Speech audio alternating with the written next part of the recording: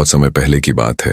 हिमालय की गहराइयों में एक निर्जन गुफा थी, जहां ध्यानमग्न होकर गुरु गोरखनाथ साधना किया करते थे। कहते हैं, उस गुफा में रात होते ही अद्भुत प्रकाश फैल जाता था। दूर दूर से लोग उस उजाले को देखकर हैरान होते, पर कोई भी गुफा के पास जाने की हिम्मत नहीं करता।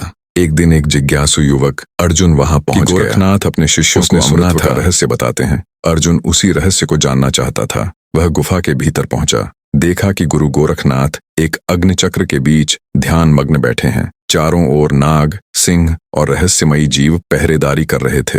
अर्जुन डरते हुए बोला, गुरुदेव, मैं आपका शिष्य बनना चाहता हूँ, कृपया मुझे अमृतत्व का रहस्य बताइए। गुरु ने आंखें खोली। उनकी दृष्टि तेजस्वी और रहस्यमयी थी। वे बोले, बेटा, अमृतत्व पाने की चाह हर इंसान के भीतर होती है, परंतु उसका मूल्य बहुत बड़ा है। क्या तुम उसका भार सहन कर सकोगे? अर्जुन ने बिना सोचे हामी भर दी। गुरु गोरखनाथ ने उसे एक काली मिट्टी से भरा हुआ पात्र दिया और कहा, इस पात्र को लेकर तुम श्मशान घाट जाओ। आज आधी रात वहां एक आत्मा प्रकट होगी। यदि तुम उस आत्मा की आंखों में बिना डरे देख सको और यह मिट्टी उसके चरणों में रख दो तो तुम्हें उत्तर मिलेगा। लेकिन ध्यान रहे, यदि डर गए तो प्राण भी बचाना कठिन होगा। रात का समय आया। अर्जुन कांपते हुए श्मशान पहुंचा। वहां चारों ओर अंधेरा, हवा की सनसनाहट और दूर से आती भयावह चीखें थीं। अचानक एक छाया मूर्ति प्रकट हुई। उसकी आंखें अग्नि जैसी जल रही थीं। अर्जुन के कदम लड़खड़ा गए, पर गुरु की बातें याद करके वह स्थिर हो गया। उसने मिट्टी का पात्र उस छाया के चरणों में रख दिया। जैसे ही पात्र जमीन से टकराया,